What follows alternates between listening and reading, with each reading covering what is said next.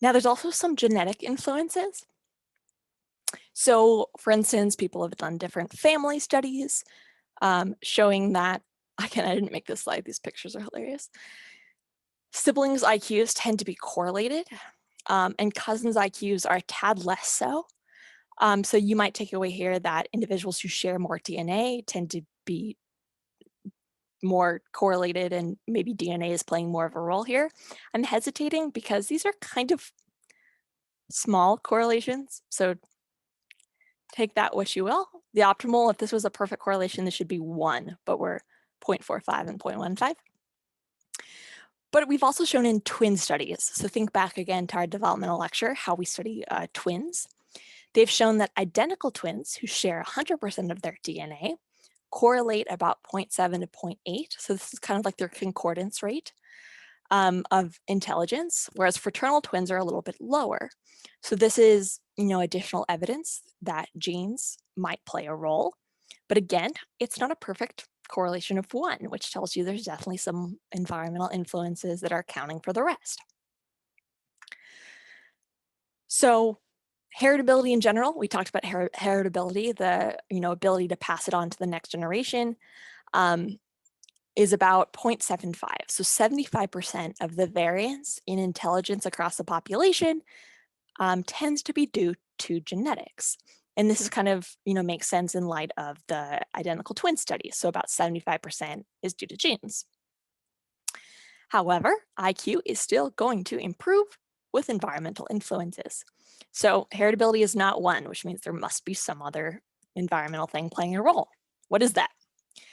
Well, there's a thing called the Flynn effect, which is the fact that average IQ scores in the population have been rising at a rate of about 3 points per decade.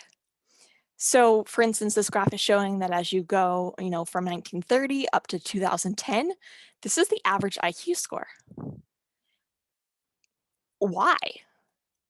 There might be a variety of reasons, things like, well, we're better able to actually get at intelligence now because we're not using questions that are culturally as biased. There's more sophistication to these tests.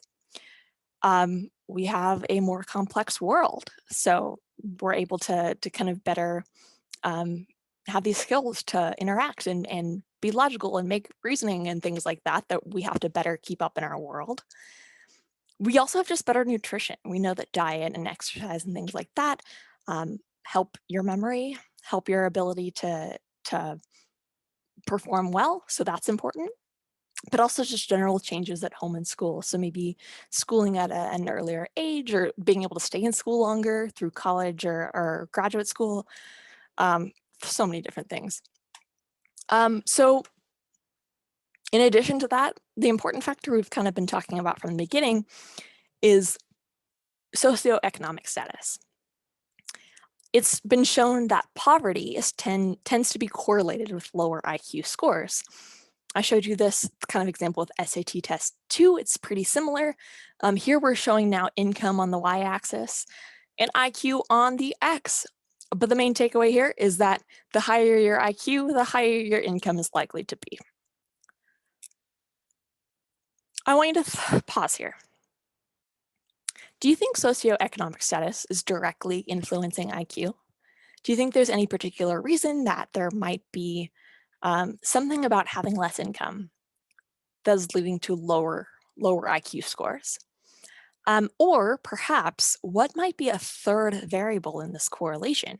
If you remember back to our research methods lecture, a third variable is something that is influencing both socioeconomic status and IQ. Is there something that might be kind of in between or also playing a role?